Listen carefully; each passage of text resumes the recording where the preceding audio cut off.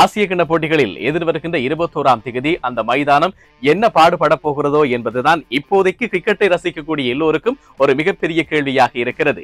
கடந்த போட்டி பாகிஸ்தானோடு இந்தியா விளையாடிய போது நடந்த விஷயங்கள் எல்லாமே உலகறிந்த விஷயம்தான்.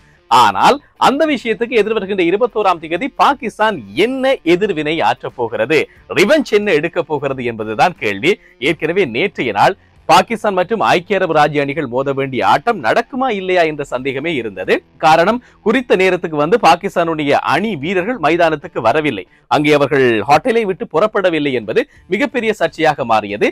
என்ன நடக்கிறது, ஒரேடியாக ஆசிய கிண்ண போட்டிகளில் இருந்து பாகிஸ்தான் வெளியேறிவிட்டதா என்று சொல்லி எல்லோரும் பேசிக் கொண்டிருக்க, இல்லை இல்லை அந்த நடுவர் பிரச்சனை இருக்கிறது தானே, இந்தியாவுக்கு அவர் சார்பாக நடந்து கொண்டார், அவர் வந்து மன்னிப்பு கேட்டே ஆக வேண்டும், அப்படி என்றால் தான் பாகிஸ்தான் அணி வந்து விளையாடும் என்று சொல்லி உறுதியாக அவர்கள் நின்றதன் காரணமாக ஒரு சின்னதான மன்னிப்பு, அந்த மன்னிப்புக்கு பிறகுதான் ஐக்கிய அரபு ராஜ்யம் மற்றும் பாகிஸ்தான் அணிகள் மோதி இருந்த போட்டி நேற்று நடந்து முடிந்தது.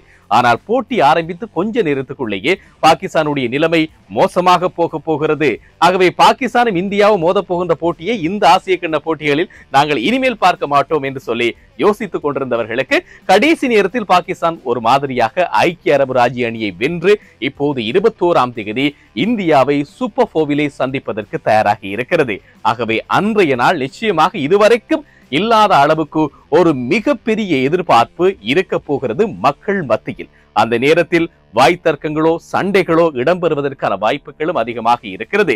நடுவர்கள் விழிப்போடு இருக்க வேண்டும். காரணம், கடந்த போட்டியில இந்தியா இவ்வாறு செய்யும் என்று சொல்லி எதிர்பார்ப்பு இல்லாமல் இருந்த பாகிஸ்தான் அணி குழம்பி போனது, எங்களை அவமதித்து விட்டார்கள் என்று சொல்லி முறைப்பாடு வரைக்கும் போனது. ஆனால் இந்தியா ஒரு விஷயத்தில் தெளிவாக இருக்கிறது, நாங்கள் எந்த விதமான அன்பை பரிமாறிக்கொள்வதோ கை கொடுப்பதோ அல்லது வாழ்த்து சொல்வதோ இது எதுவுமே இல்லை, விளையாடிவிட்டு நகர வேண்டும், அதுதான் எங்களுக்கு நல்லது என்று சொல்லி இந்தியா உறுதியாக இருக்கிறது. இதன் அடிப்படையில் தான் எதிர்வருகின்ற 21ஆம் தேதி ஒரு மகா யுத்தமாகவே இதை பார்க்க வேண்டி இருக்கிறது.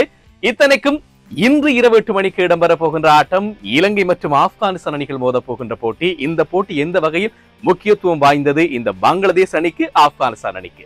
தோற்றால் சத்தம் இல்லாமல் ஆப்கானிஸ்தான் அணி வெளியேறியாக வேண்டும், வென்றால் இலங்கை நேரடியாக இலங்கை மற்றும் பங்களாதேஷ் அணிகள் சூப்பர் 4க்குள்ளே குழுவியிலே இருந்து முன்னேறும். ஒருவேளை ஆப்கானிஸ்தான் அணி இன்றைய நாள் பலமாக இருக்கக்கூடிய இலங்கை அணியை வீழ்த்துமாக இருந்தால் அங்கே பங்களாதேஷுக்கு சிக்கலாக மாறும். ஏற்கனவே இலங்கை 4 புள்ளிகளோடு அதுவும் ரன் ரேட்லே சிறப்பாக இருக்கிறார்கள். இதன் அடிப்படையில் ஆப்கானிஸ்தான் வென்றால் இலங்கையோடு சேர்த்து அவர்கள் உள்ளே வருவார்கள். அங்கே பங்களாதேஷ் அணியினுடைய ரன் ரேட் இருக்கக்கூடிய நிலைமையை பொறுத்து இந்த நிலைமை மாறுபடக்கூடும். இலங்கையோடு சேர்த்து பங்களாதேஷா அல்லது ஆப்கானிஸ்தானா அல்லது இலங்கை வெளியேறக்கூடிய ஏதாவது ஒரு அபாயகரமான நிகழ்வு நடக்குமா என்பதுதான் இன்றைய நாளுக்கான எதிர்பார்ப்பு.